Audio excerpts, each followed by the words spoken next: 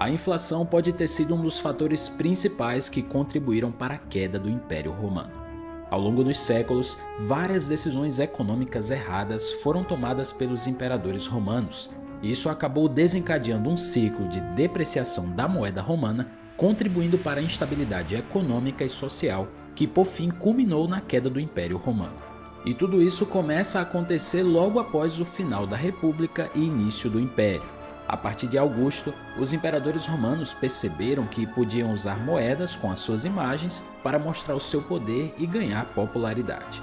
Para eles, as moedas se tornaram uma maneira importante de se destacar e mostrar sua autoridade. E de todas essas moedas, a que mais se destacou foi o denário. Ao longo dos séculos, o denário foi uma espinha dorsal da economia romana e era uma moeda que atravessou guerras, conquistas e também expansões do império. Quando o denário foi introduzido, ele era uma moeda de prata quase pura. Só que ao longo dos anos, a sua pureza começou a diminuir gradualmente. A prata quase pura começou a ser substituída por ligas de menor qualidade, e o peso teórico da moeda foi reduzido, indicando uma mudança preocupante na economia romana. A degradação do denário foi um fenômeno complexo e causado por várias razões. Primeiramente, a falta de metais preciosos acabou desempenhando um papel importante, assim como também a falta de adequação nas finanças do Estado. E tudo isso só piorava durante os tempos de guerra, quando a degradação se tornava ainda maior, com a necessidade de produzir grandes quantidades de moeda para pagar os exércitos e também os suprimentos. As moedas cunhadas durante esses períodos muitas vezes continham menor prata e eram de tamanho ligeiramente menor, e isso refletia as necessidades urgentes do Estado. E isso era feito já mesmo antes do início do Império. Até o próprio general Marco Antônio, por exemplo, certa vez emitiu denários de prata degradada para financiar suas campanhas militares. Só que essa prática de degradação da moeda não vinha sem consequências.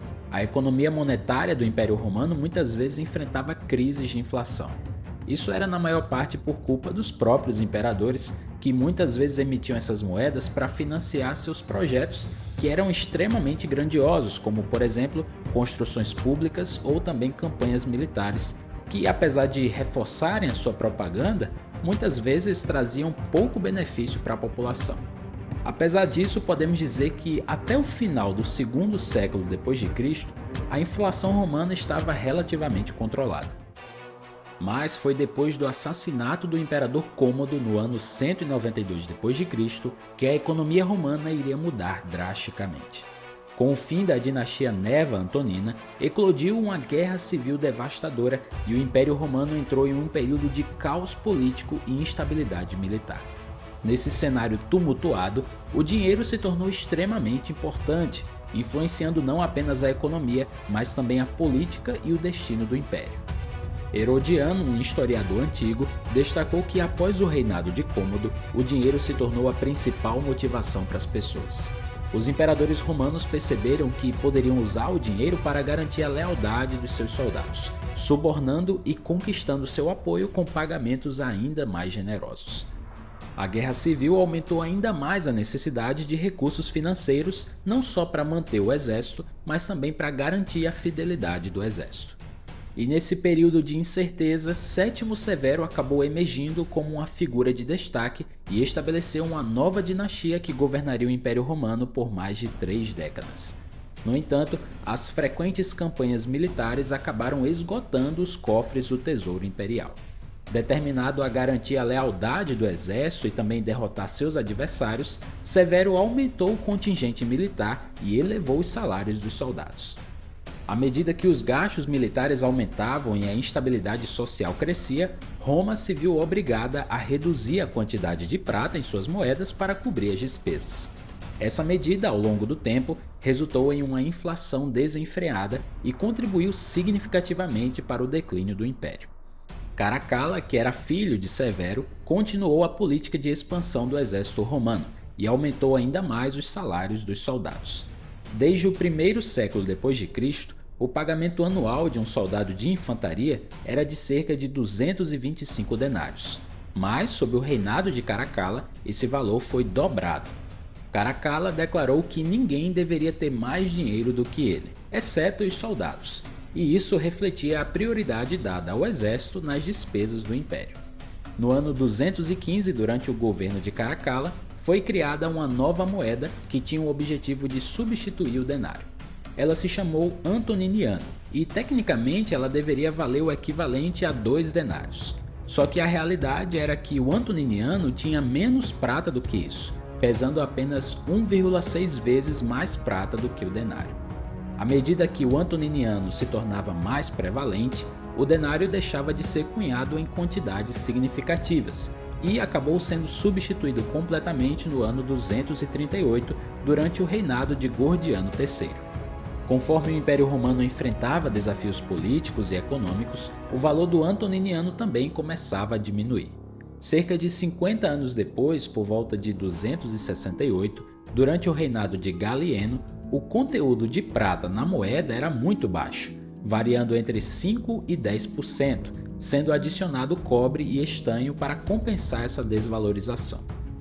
Desde o reinado de Gordiano III até Galieno, os registros históricos e também as descobertas arqueológicas revelam um aumento como nunca antes na cunhagem de prata.